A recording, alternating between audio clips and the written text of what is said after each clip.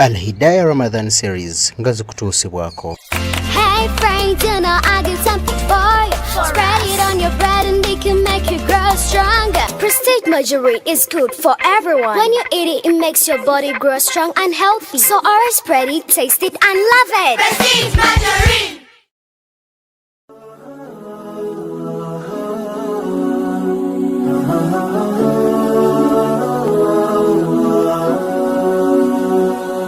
أعوذ بالله من الشيطان الرجيم بسم الله الرحمن الرحيم الحمد لله رب العالمين والصلاة والسلام على رسول الله صلى الله عليه وسلم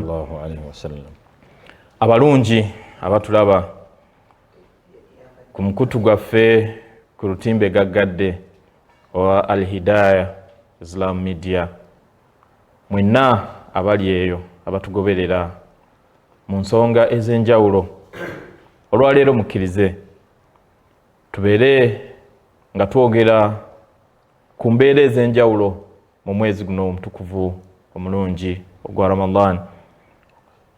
Era wakati mu mbeera eyo tusooka kwebaza Allah subhanahu wa ta'ala n'okumusiima okubeera nga atuwadde omukisa mu bantu abangi Allah bajjeewo n'abeera nga atuleseewo n'atusanzaawo omwezi guno ogwa Ramadan.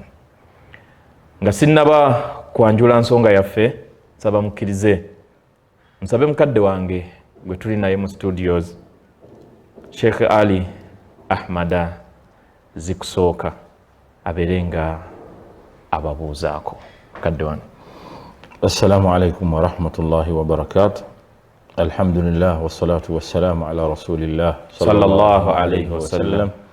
رب اشرح لي صدري ويسر لي أمري واحلل عقدة من لساني يفقه قولي. abatulaba abalungi abatwegesa amaaso ku lutimbe lwaffe luno olwa Hidayah Media tubabuuzaako era nga tubalamusa nga tusaba Allah subhanahu wa ta'ala ebinaafuluma eno bibeere bya mugaso eri ababyogera n'ababiwuliriza. Alhamdulillah tumwebaziza mukadde waffe era tukwebaza okubeera nga ozze obeere nga otuukiriza obuvunaanyizibwa obwo Allah subhanahu wa ta'ala bwe yakutikka. Amin. Kubanga Allah obuvunaanyizibwa bwe yabukuwa bwe wakkiriza n'ogenda otuula n'obaako Allah kyakuwadde ate ng'oteekeddwa okuvunaanyizibwa okukituusa eri abalala. Mukadde wange, marhaba. Olwaleero Allah yatuwadde omukisa ne tuyingira mu mwezi gwa Ramadan. Naam, alhamdulillah. Tulina embeera nnyingi n'ebigambo bingi ebisobola okubaawo n'okwogerwako mu mwezi guno. Naam. Naye nsaba okkirize olwaleero twogere ku mwezi gwa Ramadan nga twesigamira etteeka lya Allah subhanahu wa ta'ala, kubanga Allah ayina amateeka ag'enjawulo mu Qur'an. We yali atulaalikako okusiiba yagamba faman shahida minkum ash-shahra falyasum. Kasita gukukola ki? Nekibuna. Kasita gukusangawo oteekeddwa kola ki? Kusiiba. Naye maaso n'atandika okutujjiramu n'atugamba faman kana minkum marida au ala safari fa'iddatun. Wobanga osangiddwa ng'olina obulwadde, ng'olina embeera etakusobozesa kubeera ng'osiiba, kino ekyokusiiba kikole ki? Kireke. Wadde omwezi gukoze ki? Gukusanzeewo. Muteeke ddala Allah n'agamba inna ma'al usri yusra. Wasobola okubaawo embeera endala omuntu ono atalina busobozi kubeera nga asiiba, alina kyasobola okukola ekirala oba Allah ayina, kubanga twesanga mukadde wange nga waliwo abantu, nina nze ne mukadde wange gwe mmanyi omu ayina etteeka ajuliza era Allah ng'ayogera ku kusiiba. Twamugamba nti mukama waffe, mukadde waffe, buli w'osiiba ogira n'okola ki?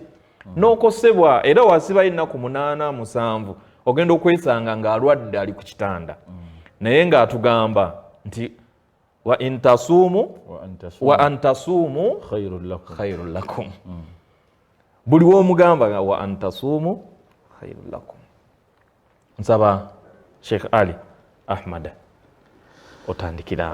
Alhamdulillah wassalatu wassalamu ala rasulillah sallallahu alayhi wa sallam wa ala alihi wa sahbihi ajma'in. Rabbi shrah li sadri wa yassir li amri wahlul 'uqdatan min lisani yafqahu qawli. Sheikh, Uislamu Bruno, dini ya Allah jalla jalalu. Era buli andaba kitegeere nti Obusilaamu buno dini ya Allah, si dini yaffe, si dini ya muntu yenna, si yakuteekamu sayansi. Kati ebifuga omuntu mu mbeera zonna zatambuliramu birina kuba nga bibawa Allah subhanahu wa ta'ala eyamutonda jalla jalaalu.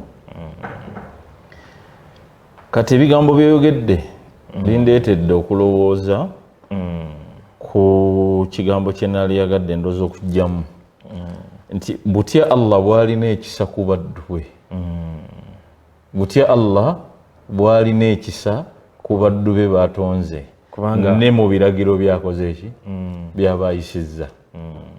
Subhanallah. Abatusooka mu kutegeera era abaasoma eddiini ya Allah ena, Mungu abasaasire,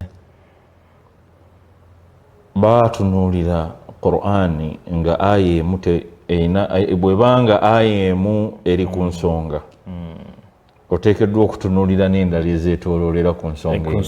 Kyentegeeza nti wewabaawo obujulizi ku nsonga gye twogerako ey'olwaleero, kati nga ey'omuntu nga mulwadde, muntu ali mu lugendo, muntu ali mu lugendo naye n'asiiba. Twagala okwawulira abantu ebintu bino wammanga nti tetusobola kukozesa aya emu ne tuyisa ekiragiro oba ne tuteekako okulamula ku nsonga yonna, kubanga waliwo ayaati endala mpitirivu ze tuteekeddwa okutunuulira. Tuzigatta ku nsonga, waliwo ebigambo bya Nabbi Muhammad sallallahu alayhi wa sallam byetaaga okuvaayo, tuteekeddwa okutunuulira, then ogenda okugamba abantu ekigambo nga obyetoolodde. Naye bw'ona oyimirira ku faman shahida minkum ash-shahra falyasumhu, buli ramanzaani gwesanzeewo asiibe, n'okomaawo. Bangi nnyo ate Allah jalla jalaaluhu mu aya endala oba mu hadisi endala be yajjamu n'abawa kye bayita olukusa. Ate kati waliyo olukusa ng'abaana Adamu bateekeddwa dutegeera nti olukusa olwo lulina ekiseera kyalwo ekigere, ne wabeerawo alina olukusa ate ng'era si wakusiibira ddala, ng'olukusa lwe terukoma okusinziira ku mbeera gy'alimu. Kati awe twagala abantu bategeere nti Allah subhanahu wa ta'ala jalla jalaaluhu bw'amala ogga nti faman shahida minkum ash-shahra falyasumhu, buli yenna asangiddwawo omwezi gwa Ramadan asiibe. Alina be yatunuulira mu wisdom ye, mu kutegeera kwo kwa waggulu ennyo, alina ebintu bingi bye yatunuulira Allah subhanahu wa ta'ala. Oluvannyuma lw'okussa etteeka ly'okusiiba, ate n'ateekamu obugonvu bungi nnyo gye tuli. Aga nti tusiibe, naye ate nassa obugonvu mukadde wange gye tuli, era nga we kiri ne mu mateeka amalala gonna. Allah wamala okulagira, naye ayina ate embeera wejja ng'etteeka liri weeriri, naye ng'ate waliwo embeera endala omuntu gy'asobola okuyitamu mu mbeera ez'enjawulo. Kati aya ya faman kana minkum marida, obulwadde butunuulirwa mu mbeera ya nnyini bwo. Obulwadde bwo ng'obulwadde, Obusiraamu tebubutunuulira nga butunuulira nti kangezese ssenyiga. Waliyo omuddu nga ssenyiga bw'aba mukutte talina kyafa, tamuyisa bubi. Ne wabaayo omuddu nga ssenyiga bw'aba mukutte taabu y'amaanyi, era ndowooza nga obulwadde obwo buyinza omuyisa obubi. Kati omulala ng'aga nti omusajja oyo senyiga ya musiibo, senyiga obusenyiga. tegereka bulungi naye nga ye senyiga n'amala amuluma nga talina kirala era ng'amuyisa bubi nnyo kakati Allah subhanahu wa ta'ala mu njogera yeyaga nti faman kana minkum marida omuntu abeera asangiddwawo omwezi guno ogwa Ramadan naye nga alina obulwadde akosebwa mu mbeera ey'enjawulo obulwadde obumukosa kakati obulwadde obumukosa nabwo njagala obutunuulira mu ngeri bbiri waliwo obulwadde obw'olugenderero obutajja butalina ssuubi lyakuwona omuntu mulwadde obulwadde obwo tebugenda kuwona sajja mulwadde wa sukaali tagenda kuwona ate nga alina eddagala lyateekeddwa okubeera nti akozesa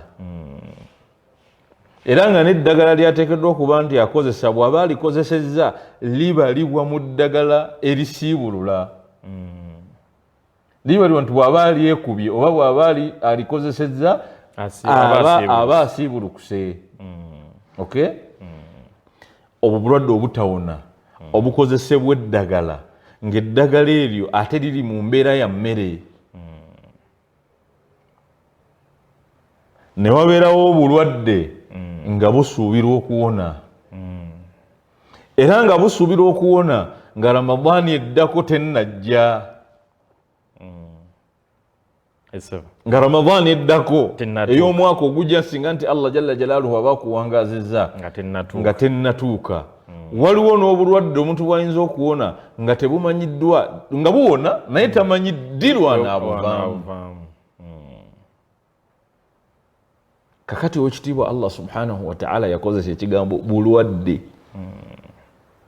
n'akiteekaawo nga wetaaga omuntu afumyintirize kakati abamanyi ne bajja nga batuteekululira ne baawula ebintu ebyo gw'alina obulwadde obusuubira okuwona ng'oli mulwadde teweekaka kusiiba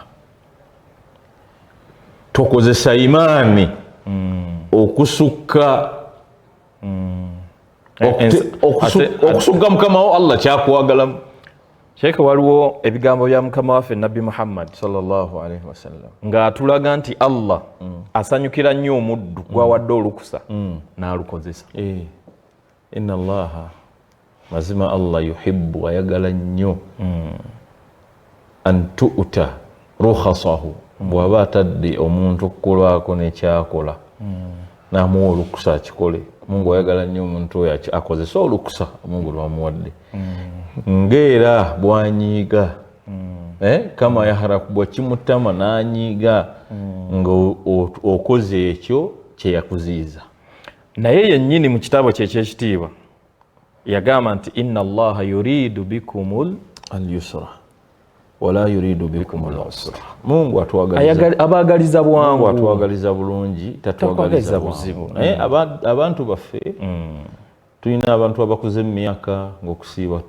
kumukaluubirira ge mazima tulina abantu abalwadde wano twogera ku muntu mutya Allah tetwogera ku muntu eyeefudde mulwadde bino ebigambo bya mutya Allah naye ng'alina obukozi ng'ali mu bulwadde obwa ddala so omuntu eyeefuula nti mulwadde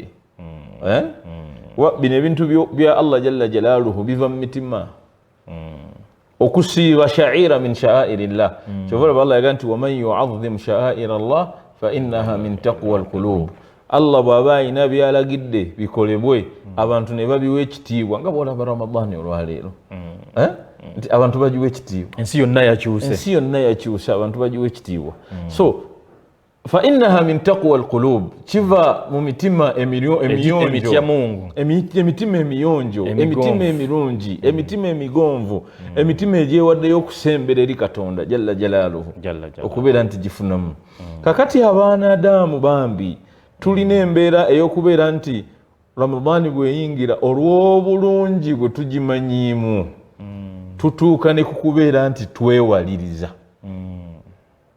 tutuuka ne mukubeera nti tukola ki twewaliriza tusobole okusiiba obulungi buli bukole ki tubufune kagamba ng'omuddu ono alabira ddala nti bw'anaaba tasiibye ajja kuviiramu awo tagenda kufunamu naye nga Allah subhanahu wa ta'ala amumanyi Allah jalla jalaaluhu akumanyi okusinga bwe weemanyi n'embeerayo agimanyi kakati kyovulaba ng'agambye nti omuntu yenna bw'aba mulwadde ng'alina obulwadde obumukosa fa iddatun min ayaamin ukhar tokaka kuba ye Allah ekigendererwa kye akwagala oli mulamu Mungu tayagala osiibe ate omalirize ng'oli ku kitanda lyetteeka liri nti inna Allaha yuridu bikumul yusra kakati gw'osiibye ne weekaluubiriza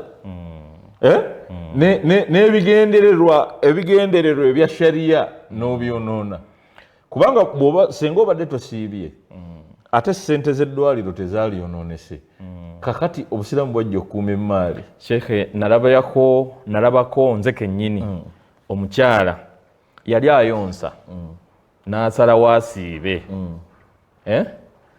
omwana gwayonsa n'akosebwa naye n'akosebwa kugamba akosezza n'akosa n'omulala so nga ate alina olukusa lwa Katonda olw'okubeera nga kino akyerekereza Katonda waffe atumanyi era ensonga lwaki bw'aba ayogera naffe kakati gwe omulwadde tukwegayiridde teweesuula mu buzibu kubanga mukama wo Allah akumanyi abayina obulwadde obw'okuwona mugumiikirize temwongera buzibu ku buzibu tulina ennaku endala mpitirivu Allah zaatuwadde n'agamba nti fa iddatun min ayaamin ukhar era ekiraga nti oli mutya Allah kwe kuba nti ne Ramadaan enaaba ewedde ng'ojjukira nti okyalina ebbanja lya Allah subhanahu wa ta'ala jalla jalala kirungi nnyo okubeera nti ogenda kuliwa ebbanja lya Allah subhanahu wa ta'ala okumukakasa nti mukama wange olukusa lwe wampa nalukozesa naye nzuuno nkomyewo okutuukiriza buvunaanyizibwa bwonninako nti ekisiibo nakozesako ennaku 2 mukama wange ng'obulwadde bunuma nakozesako ennaku kubanga bw'oba mulwadde Mungu ayagala ojjanjabibwe owone osobole okubeera mu mbeera etuuka gyali okumusinza nga tolina buzibu bwonna. Sheikh Ali, omuntu ono alina olukusa bintu ki byayinza okukola mu kiseera kino nga tumaliriza njagadde okozese akaseera kano tubeeko 1-2 bye tumuwa kwegamba omuntu abeerawo nga mwennyamivu agamba Ramadaan eyingidde abantu bali mu kwenyagira mpeera n'ebirungi maaso ga Allah naye nze sisobola kusiiba oluusi omuntu oyo osobola omusanga bambi nga naye kubagamba nti kino oba kiri nakyo takisobola omuntu oyo omuwadde magezi ki atasobola kubanga tulina ba mirundi 2 asobola okubanga alina obulwadde obw'olukonvuba obulwadde obutawona obutalina ssuubi nti bujja kuwona kitegeeza luno olukusa talulina mu maaso olukusa lwe lugenderera omuntu oyo ayinza kukola atya senga aba alina obusobozi. Nabbi waffe Muhammad sallallahu alaihi wasallama mu bimu ku bifuula eddiini yaffe nti eri unique era buli omu agifunamu mu mbeera gy'alimu abantu abafaananako bwe batyo abalina obulwadde naddala obutawona abakyala abayonsa omanyi waliwo abakyala omwaka guno ayonsa n'ogujja ne gumusanga ali lubuto oguddako Ramadaan eddako ne musanga ate ayonsa ezimukwatanga Ramadaan emyaka 4 ne bwe giba 5 oba 10 nga yembeera gyawangaliddemu nga tagenda kusobola zigatta ati abantu abafaananako bwe batyo sheekhe ekisooka kya byonna alina obudde nga bw'anaaba amaliriza kino ng'akyalinawo obudde nga Ramadaan yali tedda Allah jalla jalaaluhu yamugamba fa iddatun min ayaamin ukhar oba olina amaanyi nga gakomyewo siiba wadde ekisibo kiwedde naye ennaku ezisigadde nga Ramadaan iddako tennaba kujja kikozese okubeera nti oliwa ennaku ze wakoze eki.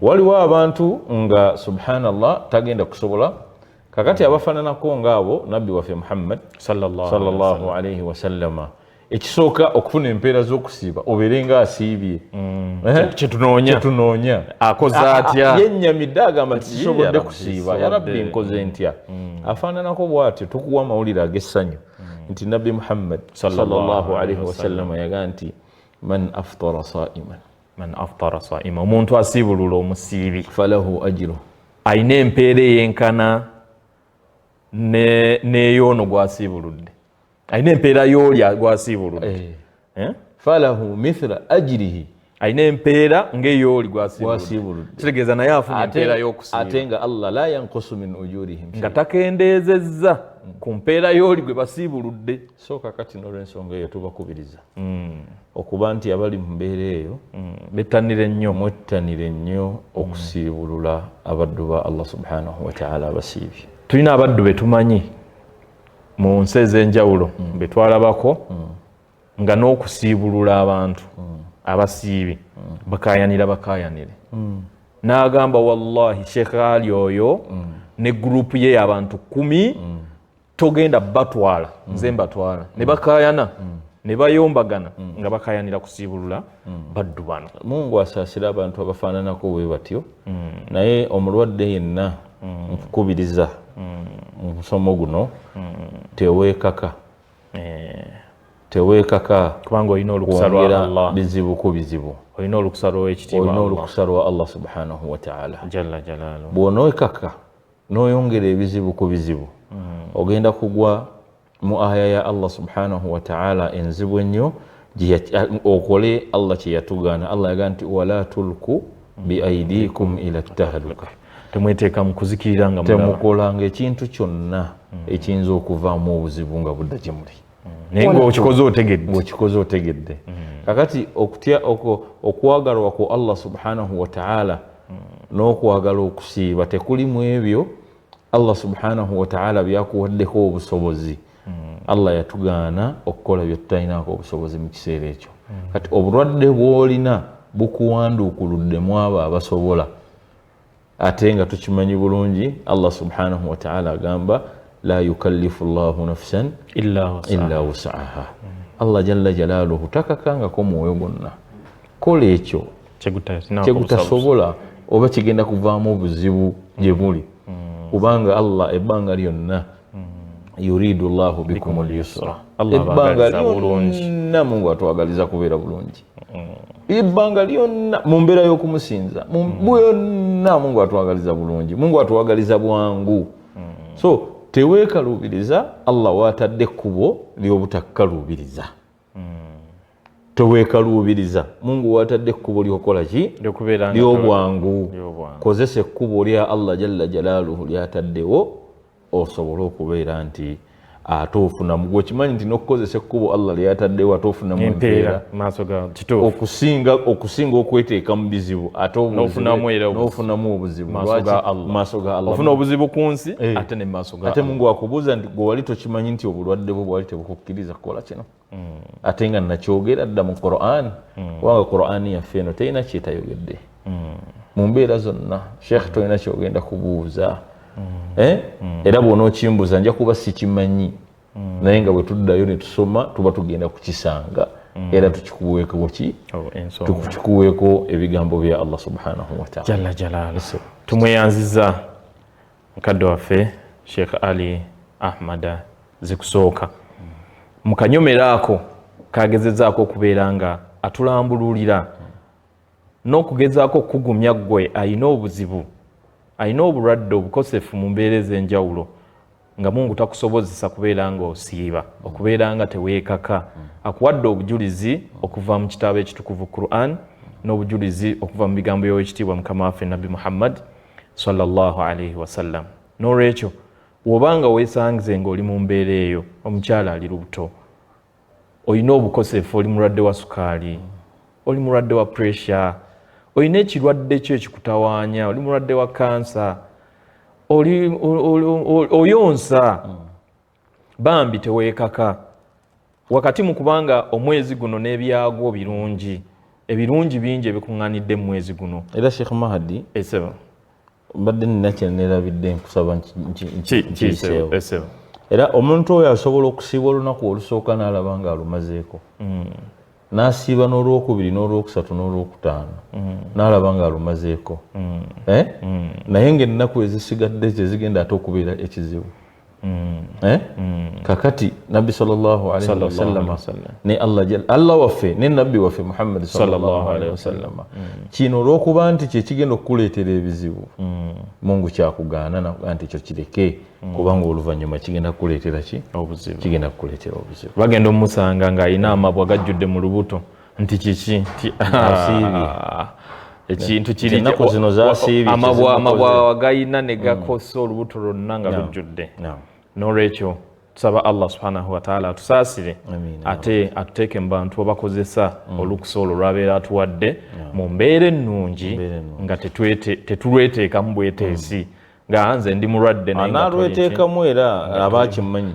bali insana ala nafsihi basira so tusaba Allah atweyimirire atuwa obulungi ate tukwebaza mukadde waffe okubeera ng'okkiriza n'ojja n'owaayo obudde bwo buno okubeera ng'otulambulira ku nsonga eyo abalungi ate omulundi oguddako tujja kujja n'ensonga endala era ku nsonga ez'enjawulo zino ezikwatagana ku mwezi omutukuvu guno ogwa Ramadan tubeeyanzizza okubeera nga mutulaba kadde wange nsaba okkirize naawe ogatte eddoboozi ly'okulyange twebaza abatulaba naye ate nnyo twebaza abantu abali emabega w'ebifaananyi bino n'amaloboozi gano ge mulaba okubeera nga gabatuukako mu mbeera ennungi tuli basiimu gye bali tusaba Allah abanguyize byonna ate naffe atuwa obulungi nammwe abawa obulungi okubeera nga mutugoberera nsaba okkiriza osiibule assalamu alaikum warahmatullahi wabarakatuh tusaba Allah ekisa atuwemu obulungi fenna amiina ya